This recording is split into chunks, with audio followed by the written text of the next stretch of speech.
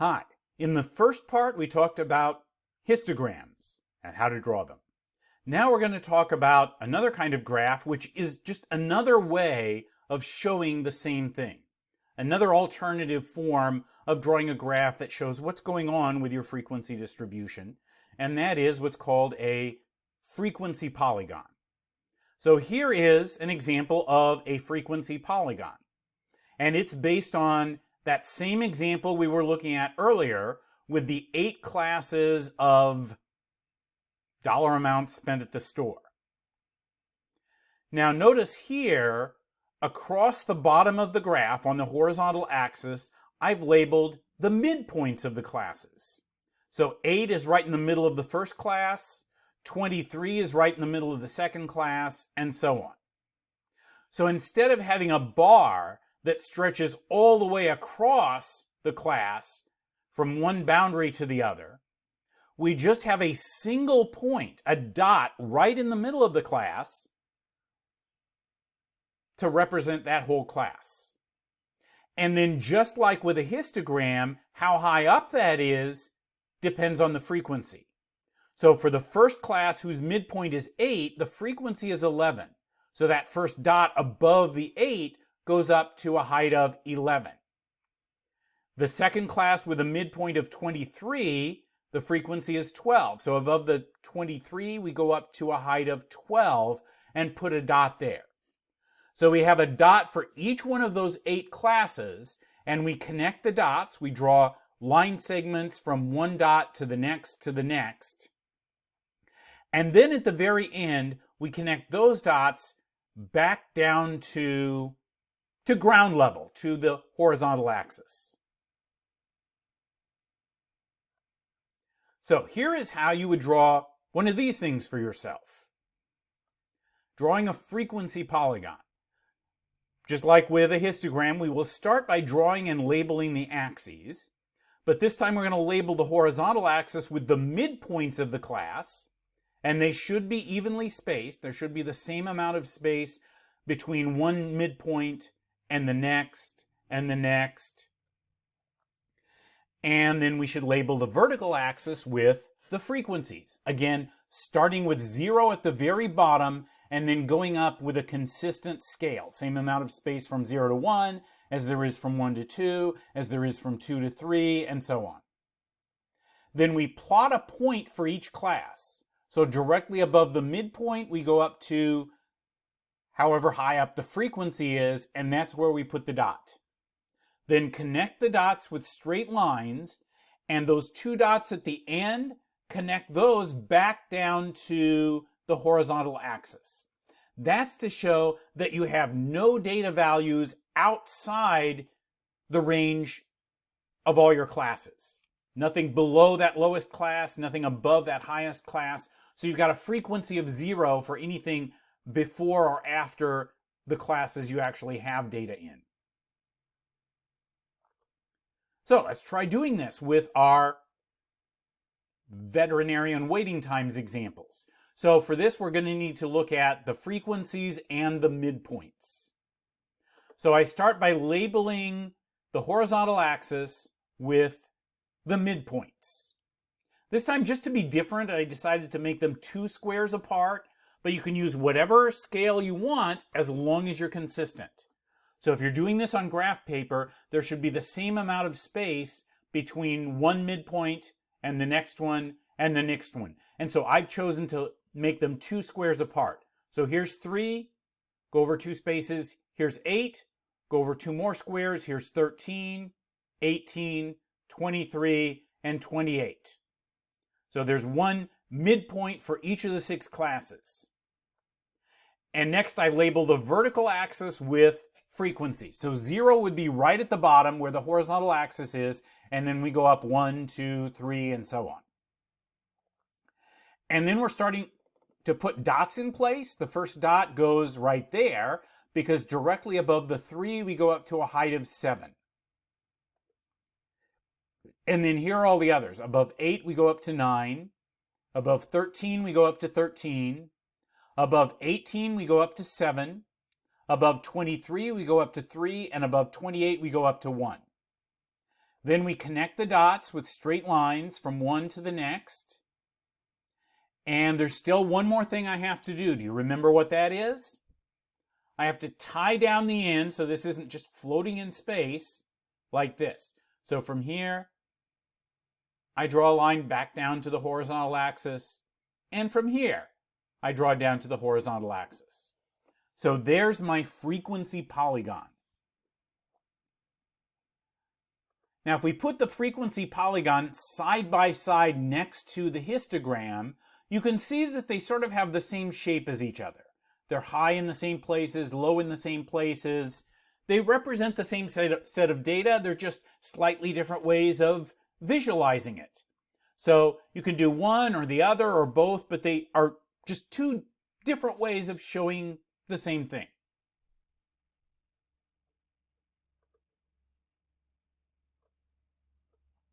Now let's talk about what an ogive is. Here we see an example of an ogive based on this same frequency distribution. Notice I've got the boundaries labeled on the horizontal axis, but on the vertical axis we have cumulative frequencies. So an ogive is a cumulative frequency graph. It doesn't show just the frequencies for each class, it shows the cumulative frequencies. So we start, the first dot is here at the lower boundary of the first class right at 0. That's to show that there's nothing below 0.5. No data values below 0.5. Then above the 15.5, we go up to a height of 11. Above the 30.5, we go up to a height of 23. We've added on the next 12, so we've gone from 11 plus 12 up to 23. And then as we go from there to the next boundary, we're going across the next class and we're picking up 6 more data values, bringing the grand total up to 29. Then as we go from 45.5 to 60.5, in that class there are 5 more data values, bringing the total, the cumulative frequency, up to 34, and so on. So the very last dot goes above the very last boundary, the upper boundary of the last class, and it's up at a height of 50, which is the last cumulative frequency, and that's what all the frequencies together add up to. Notice the dots only go up as we go from left to right. The cumulative frequencies, since you keep adding on, they can only get bigger. And I'm not going to test you on this or make you responsible for knowing it, but in case you're wondering, one of the things that ogives are used for, one of the reasons why we might want to have an ogive for a set of data like this, is that you can use them to sort of estimate values in between the ones we actually have marked. So if you wanted to guess, okay, out of all the data values, approximately how many of them are less than 50, you would find about where 50 is on the horizontal axis. It'd be maybe right about here. Trace it up to a point on the graph, and then go over and see where that puts you. Looks like to me it's about 31. So you would guess that there would be approximately 31 of the data values that are below 50. So out of all of them, probably somewhere around 31 of them are below 50 and the rest are above. So let's talk about how we actually draw one of these ogives. Again, we start by drawing and labeling the axes. Label the horizontal axis with the class boundaries, evenly spaced. And label the vertical axis with the cumulative frequencies. And we got to make sure we have room to go all the way up to the total frequency.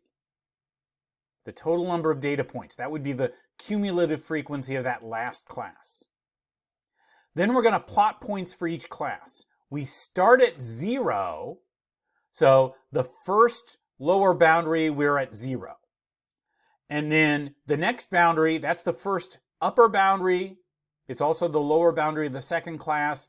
And we put that first cumulative frequency there. And then from there on out, we keep going up to the next cumulative frequency and the next, and so on. And then we connect the dots with straight lines. And we do not go back down to ground level like we did with the frequency polygon. We just leave this last dot up here at a level of whatever that last cumulative frequency is.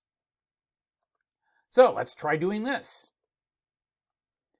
Notice we're working with the cumulative frequencies. Start by labeling the class boundaries. So I've got them labeled with 3 squares between them. Here's 0.5, then 3 squares over is 5.5, 3 more squares over, here's 10.5, and so on. And for the vertical axis, I need room to get all the way up to 40. And if I just went by ones, 1, 2, 3, 4, 5, 6, and so on, I would run out of room. I don't have room to get all the way up to 40 just counting by ones. I don't even have room if I count by twos. 2, 4, 8, 10, 2, 4, 8, or sorry, 2, 4, 6, 8, 10, 20. I'd run out of room before I got to 40. So I'm counting by threes. I could have counted by 4s or 5s or something like that, but counting by 3s does give me enough room. So here's 0 to 3, 3 to 6, 6 to 9, and so on, and that does give me enough room to get all the way up to 40. So now the first dot is right here at 0.50, right here at the horizontal axis. The second dot that I draw is going to be above the 5.5, and it's going to be up here at a height of 7. And I went ahead and connected those. Notice 7 is between 6 and 9, a little bit closer to 6 than to 9. The next dot is above the 10.5, and it goes up to a height of 16. So go up here from above 10.5, go up past 15, a little bit higher up to 16, and put a dot there and connect the dots. Then the next one above 15.5 goes up to 29. Above 20.5 it goes up to 36. Above 25.5 it goes up to 39. And above 30.5 it goes up to 40. So there's my ogive. Remember, these are the boundaries and these are the cumulative frequencies. Before we leave, let me say something about what we're looking for when we're looking at one of these graphs, like a histogram. If you're looking at a histogram, one thing that you're looking for is what basic shape does it have? What kind of shape are you looking at for your distribution? Some of the common shapes you might see are something that's highest in the middle and lowest at either end and kind of symmetrical and mound-shaped. We'll be doing a lot with what's called normal distributions later in the course, and that has this kind of a shape to it. You might have a situation where all the bars of your histogram are about the same height as each other. That would be a uniform or rectangular histogram. That's when your data values are pretty evenly distributed throughout the range of data. You don't have more in one class or another. All the classes have about the same number of data values in them. Your histogram might be skewed one way or the other, skewed left or skewed right. We'll talk more about what that means in a later section. You might have a histogram with 2 high bars and then lower in between. It might be bimodal. So at this point, I'm just mentioning this. We're not really doing anything with this right now, but I'm mentioning it as something that you're looking for when you might be looking at a histogram. Something to watch out for when you're considering, okay, what kind of a data distribution am I dealing with here?